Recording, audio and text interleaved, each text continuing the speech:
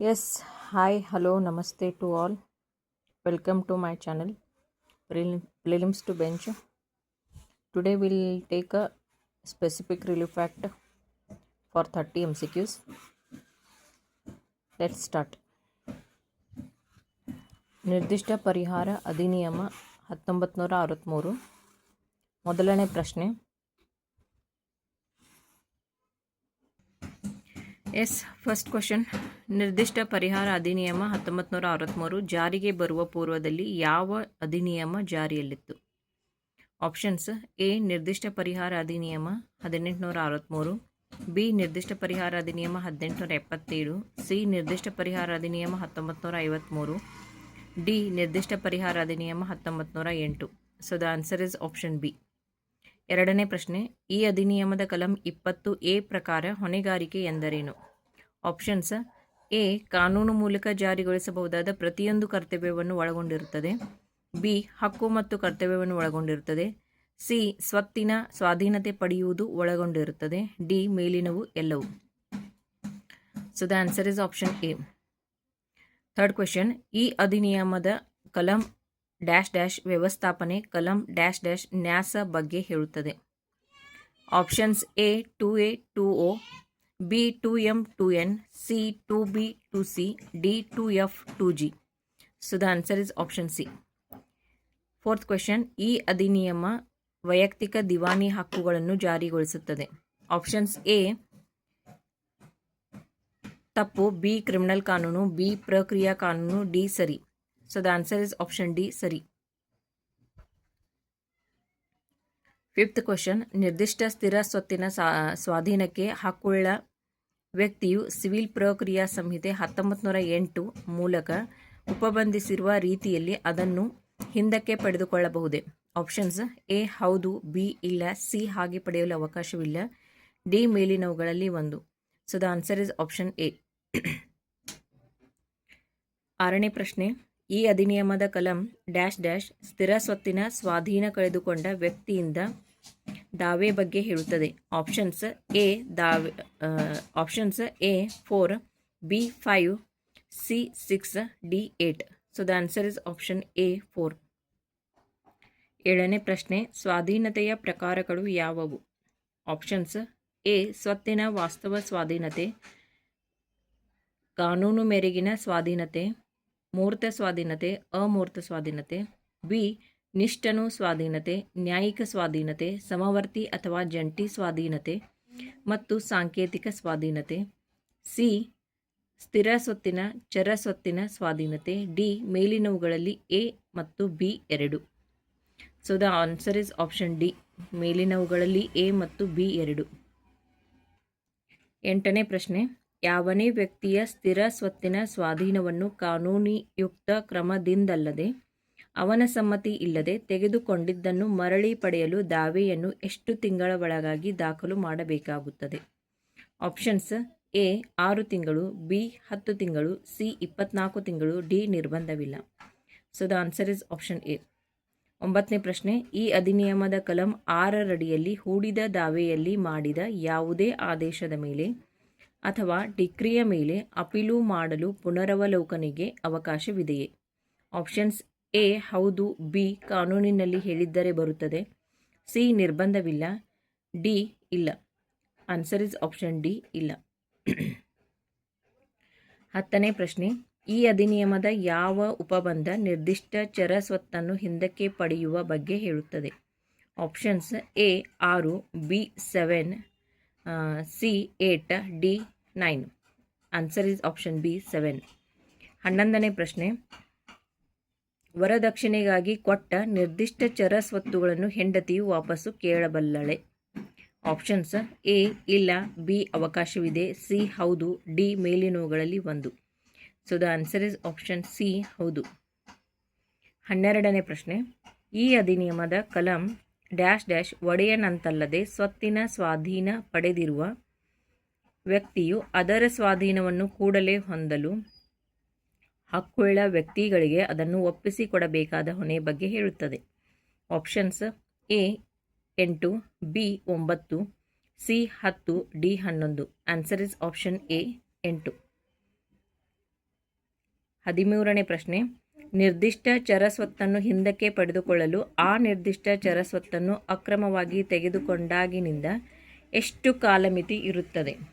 Options A 1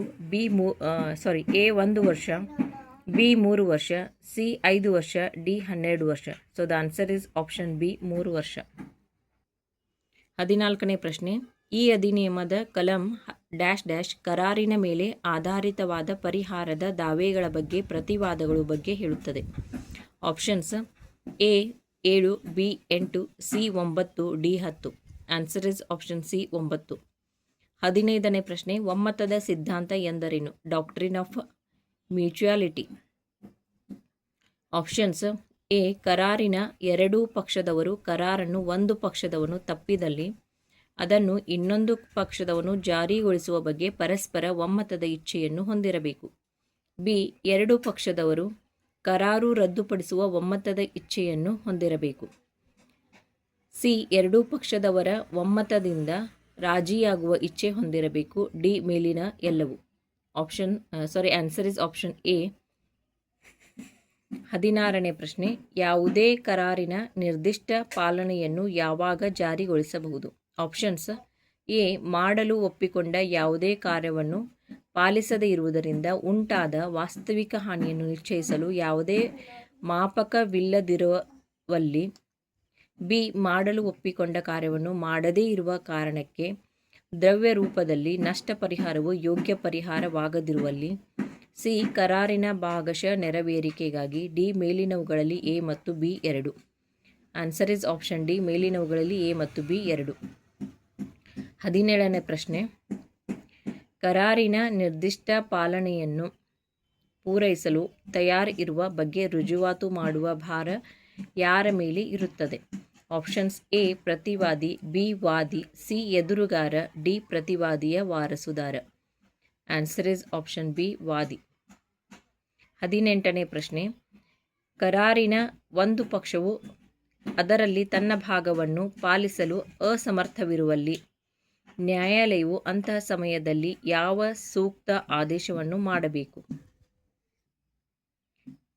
options A ದ್ರವ್ಯ ರೂಪದ ನಷ್ಟ ಪರಿಹಾರಕ್ಕೆ ಅವಕಾಶವಿದ್ದರೆ ಕರಾರಿನ ಎಷ್ಟು ಭಾಗವನ್ನು ಪಾಲಿಸುವುದು ಸಾಧ್ಯವೋ ಅಷ್ಟರ ಮಟ್ಟಿಗೆ ನಿರ್ದಿಷ್ಟ ಪಾಲನೆಗೆ ನಿರ್ದೇಶಿಸಬಹುದು. ಬಿ ಉಳಿದ ಭಾಗಕ್ಕಾಗಿ ದ್ರವ್ಯ ರೂಪದಲ್ಲಿ ನಷ್ಟ ಪರಿಹಾರ ಕೊಡಲು ಆದೇಶಿಸಬಹುದು. ಸಿ ಕರಾರು ಪಾಲನೆ ಮಾಡತಕ್ಕದ್ದು ಎಂದು ಆದೇಶಿಸಬಹುದು. ಡಿ ಮೇಲಿನವುಗಳಲ್ಲಿ ಎ ಮತ್ತು B 2. So the answer is option D. 19ನೇ ಪ್ರಶ್ನೆ, ಯಾವ ಸಂದರ್ಭಗಳಲ್ಲಿ ಕರಾರನ್ನು ಪಾಲಿಸಲು ಅಸಮರ್ಥತೆ ಎಂದು ಪರಿಗಣಿಸಲಾಗುವುದು? ಆಪ್ಷನ್ಸ್ ಎ ಕರಾರಿನ ವಸ್ತು ವಿಷಯದ ಪ್ರಮಾಣದಲ್ಲಿ ಕಡಿಮೆ ಇರುವುದು ಕರಾರಿನ ವಸ್ತು ವಿಷಯದ ಗುಣಮಟ್ಟದಲ್ಲಿನ ಬದಲಾವಣೆ. ಬಿ ಸ್ವತ್ತಿನ ಕರಾರು ಪೂರ್ತಿಯಾಗಿ ಪಾಲನೆ ಆಗದಿದ್ದಲ್ಲಿ. ಸಿ ಕರಾರಿನ ವಸ್ತು ವಿಷಯದ ಹಕ್ಕಿನಲ್ಲಿನ ನ್ಯೂನತೆ ಕಾನೂನಿನ ಪ್ರತಿಬಂಧ.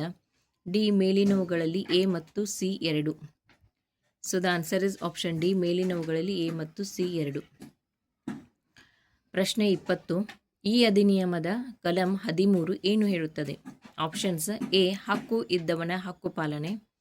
ಬಿ ಕರ್ತವ್ಯದಿಂದ ತಪ್ಪಿಸಿಕೊಂಡಲ್ಲಿ ಹೊಣೆಗಾರಿಕೆ. ಸಿ ಹಕ್ಕು ಇಲ್ಲದ ಅಥವಾ ಅಪೂರ್ಣ ಹಕ್ಕುಳ್ಳ ವ್ಯಕ್ತಿಗೆ ವಿರುದ್ಧವಾಗಿಕೊಂಡು ಕೊಳ್ಳುವವನ ಅಥವಾ ಗುತ್ತಿಗೆದಾರನ ಅಧಿಕಾರಗಳು. ಡಿ ಮೇಲಿನ ಎಲ್ಲವೂ. So the answer is option C. 21ನೇ ಪ್ರಶ್ನೆ, ಈ ಅಧಿನಿಯಮದ ಕಲಂ ಡ್ಯಾಶ್ ನಿರ್ದಿಷ್ಟವಾಗಿ ಜಾರಿಗೆ ತರಲಾಗದ ಕರಾರುಗಳ ಬಗ್ಗೆ ಹೇಳುತ್ತದೆ. Options A 13, B 14, C 15, D 16. So the answer is option B 14. 22ನೇ ಪ್ರಶ್ನೆ, ಯಾವ ಕರಾರಿನ ಪಾಲನೆಯಾಗದಿದ್ದರೆ ದ್ರವ್ಯ ರೂಪದ ನಷ್ಟ ಪರಿಹಾರವು ಸಾಕಷ್ಟು ಪರಿಹಾರವಾಗುತ್ತದೆಯೇ ಅಂತಹ ಕರಾರನ್ನು ನಿರ್ದಿಷ್ಟವಾಗಿ ಜಾರಿಗೆ ತರಲಾಗುವುದು? ಎ ಆಪ್ಷನ್ಸ್ ಎ ಸರಿ, ಬಿ ತಪ್ಪು, ಸಿ ಹಾಗೆ ಅವಕಾಶವಿದೆ, ಡಿ ಮೇಲಿನವುಗಳಲ್ಲಿ 1. ಆನ್ಸರ್ ಇಸ್ ಆಪ್ಷನ್ ಬಿ ತಪ್ಪು. 23ನೇ ಪ್ರಶ್ನೆ, ಒಂದು ಕಂಪನಿಯ ಕರಾರನ್ನು ಮಾಡಿಕೊಂಡಿದ್ದು ಆ ತರುವಾಯ ಅದು ಮತ್ತೊಂದು ಕಂಪನಿಯೊಂದಿಗೆ ಸಮ್ಮಿಲಿತವಾದರೆ ಆ ಸಮ್ಮಿಲನದಿಂದ ಉದ್ಭವಿಸುವ ಹೊಸ ಕಂಪನಿಯು ಮೊದಲಿನ ಕಂಪನಿ ಮಾಡಿಕೊಂಡ ಪ್ರಕಾರ ನಿರ್ದಿಷ್ಟ ಪಾಲನೆಯನ್ನು ಪಡೆದುಕೊಳ್ಳಬಹುದೇ? ಆಪ್ಷನ್ಸ್ ಎ ಹೌದು, ಬಿ ಅಧಿಕಾರ ಕೊಟ್ಟಿದ್ದರೆ ಮಾತ್ರ, ಸಿ ಅವಕಾಶವಿಲ್ಲ, ಡಿ ಇಲ್ಲ. So the answer is option A ಹೌದು. 24ನೇ ಪ್ರಶ್ನೆ, ಪರಿಹಾರಕ್ಕಾಗಿ ವೈಯಕ್ತಿಕ ಪ್ರತಿಬಂಧಗಳು ಯಾವುವು? ಆಪ್ಷನ್ಸ್ ಎ ಅದರ ಉಲ್ಲಂಘನೆಗೆ ಪರಿಹಾರ ಪಡೆಯಲು ಹಕ್ಕಿಲ್ಲದಿರುವ, ಬಿ ಕರಾರಿನಂತೆ ತಾನು ಪಾಲಿಸಬೇಕಾದ ತನ್ನ ಭಾಗವನ್ನು ಪಾಲಿಸಲು ಅಸಮರ್ಥನಾದ ಅಥವಾ ಅದರ ಯಾವುದಾದರೂ ಅತ್ಯವಶ್ಯಕ ನಿಬಂಧನೆಗಳನ್ನು ಉಲ್ಲಂಘಿಸುವ ಅಥವಾ ಅಂಥ ಕರಾರಿನ ಬಗ್ಗೆ ಮೋಸದಿಂದ ವರ್ತಿಸುವ ಅಥವಾ ಅಂಥ ಕರಾರಿನಿಂದ ಸ್ಥಾಪಿಸಬೇಕೆಂದು ಉದ್ದೇಶಿಸಿರುವ ಸಂಬಂಧಕ್ಕೆ ಬುದ್ಧಿಪೂರ್ವಕವಾಗಿ, ವ್ಯತಿರಿಕ್ತವಾಗಿ ಅಥವಾ ವಿಧ್ವಂಸಕ ರೀತಿಯಲ್ಲಿ ವರ್ತಿಸುವ, ಸಿ ಪ್ರತಿ ಬಾರಿಯೂ ನಿರೋಧಿಸಿದ ಅಥವಾ ಬಿಟ್ಟುಕೊಟ್ಟ ನಿಬಂಧನೆಗಳ ಪಾಲನೆಯನ್ನುಳಿದು ತಾನು ಪಾಲಿಸಬೇಕಾದ ಕರಾರಿನ ಅತ್ಯವಶ್ಯಕ ನಿಬಂಧನೆಗಳನ್ನು ಪಾಲಿಸಿರುವನೆಂದು ಅಥವಾ ಪಾಲಿಸಲು ಸದಾ ಸಿದ್ಧನೂ ಇಷ್ಟ ಉಳ್ಳವನೂ ಆಗಿರುವನೆಂದು ದೃಢವಾಗಿ ಹೇಳಲು ಮತ್ತು ತಪ್ಪದ, ಡಿ ಮೇಲಿನ ಎಲ್ಲವು. So the answer is option D. 25ನೇ ಪ್ರಶ್ನೆ, ಹಕ್ಕಿಲ್ಲದವನು ಸ್ವತ್ತನ್ನು ಮಾರಾಟ ಮಾಡಲು ಅಥವಾ ಗುತ್ತಿಗೆಗೆ ಕೊಡಲು ಮಾಡಿಕೊಂಡ ಕರಾರನ್ನು ನಿರ್ದಿಷ್ಟವಾಗಿ ಜಾರಿಗೊಳಿಸುವುದಿಲ್ಲ. ಈ ಬಗ್ಗೆ ಯಾವ ಉಪಬಂಧ ಹೇಳುತ್ತದೆ? Options A 16, B 17, C 18, D 19. So the answer is option B. 26ನೇ ಪ್ರಶ್ನೆ, ಈ ಅಧಿನಿಯಮದ ಕಲಂ ಡ್ಯಾಶ್ ಡ್ಯಾಶ್ ವ್ಯತ್ಯಾಸವಿದ್ದ ಹೊರತು ಜಾರಿಗೊಳಿಸಲಾಗದಿರುವ ಬಗ್ಗೆ ಹೇಳುತ್ತದೆ. Options A 18, B 19, C 20, D 20 A. So the answer is option A. 27ನೇ ಪ್ರಶ್ನೆ, ಮೂಲ ಕರಾರನ್ನು ಅರಿಯದೆ ಸದ್ಭಾವನೆಯಿಂದ ಹಣ ಸಂದಾಯ ಮಾಡಿ ಮೌಲ್ಯಕ್ಕಾಗಿ ವರ್ಗಾಂತರಿತವನ್ನು ಹೊರತುಪಡಿಸಿ ಕರಾರಿನ ತರುವಾಯ ಉದ್ಭವಿಸಿದ ಹಕ್ಕಿನಿಂದ ಅವನ ಮೂಲಕ ಕ್ಲೇಮು ಮಾಡುತ್ತಿರುವ ಯಾವನೇ ವ್ಯಕ್ತಿಯ ವಿರುದ್ಧ ಜಾರಿಗೊಳಿಸಬಹುದೇ? ಆಪ್ಷನ್ಸ್ ಎ ಇಲ್ಲ, ಬಿ ಹೌದು, ಕಾನೂನಿನಲ್ಲಿ ಅವಕಾಶವಿಲ್ಲ, ಡಿ ಅವಕಾಶ ಮಾಡಿಕೊಟ್ಟರೆ. So the answer is option B ಹೌದು. 28ನೇ ಪ್ರಶ್ನೆ, ನಿರ್ದಿಷ್ಟ ಪಾಲನೆಗೆ ಡಿಕ್ರಿ ಕೊಡದಿರಲು ನ್ಯಾಯಾಲಯವು ವಿವೇಚನೆಯನ್ನು ಯುಕ್ತವಾಗಿ ಚಲಾಯಿಸಬಹುದಾದಂಥ ಸಂದರ್ಭಗಳು ಯಾವುವು?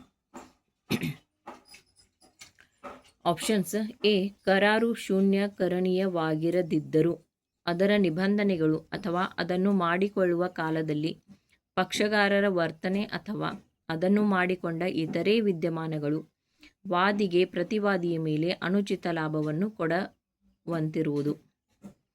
ಬಿ ಕರಾರಿನ ಪಾಲನೆಯಿಂದ ಪ್ರತಿವಾದಿಗೆ ಅವನು ಮುಂಗಾಣದಾಗಿರದಂಥ ಕೆಲವು ತೊಂದರೆಗಳು ಉಂಟಾಗುತ್ತಿರುವುದು ಮತ್ತು ಅದನ್ನು ಪಾಲಿಸದಿದ್ದರೆ ವಾದಿಗೆ ಅಂಥ ತೊಂದರೆ ಉಂಟಾಗದಿರುವುದು.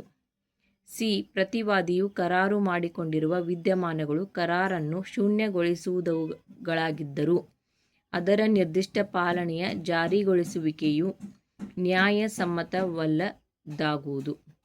ಡಿ ಮೇಲಿನ ಎಲ್ಲವು. So the answer is option D ಮೇಲಿನ ಎಲ್ಲವು. 29ನೇ ಪ್ರಶ್ನೆ, ಕೆಲವು ಮೊಕದ್ದಮೆಯಲ್ಲಿ ನಷ್ಟ ಪರಿಹಾರವನ್ನು ಕೊಡಲು ಅಧಿಕಾರ ಬಗ್ಗೆ ಯಾವ ಉಪಬಂಧವಿದೆ? Options A 21, B 21 A, C 22, D 22 A. So the answer is option A 21. 30ನೇ ಪ್ರಶ್ನೆ, ಸ್ವಾಧೀನ, ವಿಭಜನೆ, ಸಂಚಕಾರ, ಹಣದ ಮರುಪಾವತಿ ಇತ್ಯಾದಿಗಳ ಬಗ್ಗೆ ಪರಿಹಾರ ಕೊಡಲು ಮಾಡಿದ ದಾವೆಯಲ್ಲಿ ವಾದಿಯು ಯಾವುದೇ ಪರಿಹಾರವನ್ನು ಕ್ಲೇಮು ಮಾಡಿಲ್ಲ. ನಂತರ ವಾದಪತ್ರವನ್ನು ತಿದ್ದುಪಡಿ ಮಾಡಿಕೊಂಡು ಪರಿಹಾರವನ್ನು ಕ್ಲೇಮು ಮಾಡುತ್ತಾನೆ. ಹಾಗಾದರೆ ಪರಿಹಾರ ಪಡೆಯಬಹುದೇ? So the options are A ಇಲ್ಲ, ಬಿ ಹೌದು, ಸಿ ಹಾಗೆ ಕೇಳಲು ಬರುವುದಿಲ್ಲ, ಡಿ ಮೇಲಿನವುಗಳಲ್ಲಿ ಒಂದು. So the answer is option B ಹೌದು. ಸೊ ಇವತ್ತಿನ 30 MCQs about specific relief act. Video ಇಷ್ಟ ಆಗಿದ್ದರೆ please subscribe the channel and share and like it. And comment section is open for comment. Thank you.